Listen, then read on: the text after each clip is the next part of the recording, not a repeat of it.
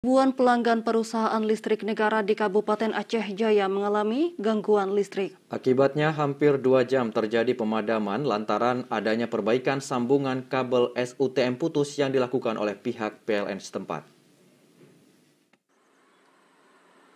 Ribuan pelanggan PLN di 6 kecamatan dalam Kabupaten Aceh Jaya mengalami gangguan pasokan arus listrik.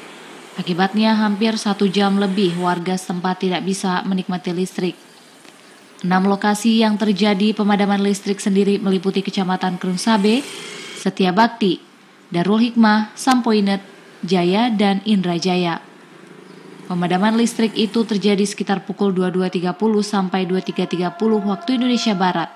Setelah itu, aliran listrik kembali normal.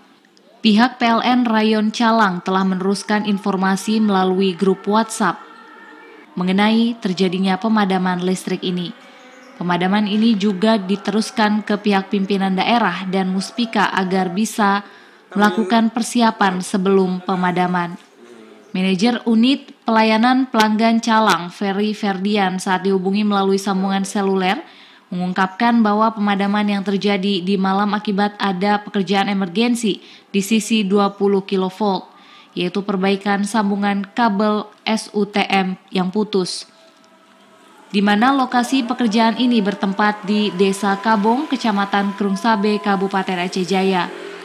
Sehingga pihaknya terpaksa memadamkan aliran listrik untuk 6 kecamatan demi keselamatan para petugas saat bekerja. Itu jaringan kita terpapar langsung dengan laut, jadi kemungkinan memang terjadi korosi, itu yang pertama. Terjadi korosi di sambungan material. Nah, yang kedua kondisi angin kencang, Jadi kondisi angin kencang, alhamdulillah sesuai jadwal.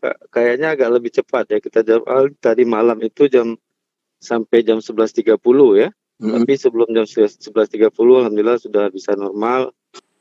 Pemadaman ini dilakukan akibat ada salah satu kabel listrik yang rusak karena kemarin wilayah Aceh Jaya terjadi angin kencang sehingga kabel goyang dan putus. Demi kenyamanan dalam bekerja, maka pihaknya melakukan pemadaman. Setelah dilakukan perbaikan, pasokan aliran listrik ke 6 kecamatan tersebut kembali normal. Dari Aceh Jaya, Musliadi, Tim Liputan TVRI Aceh melaporkan.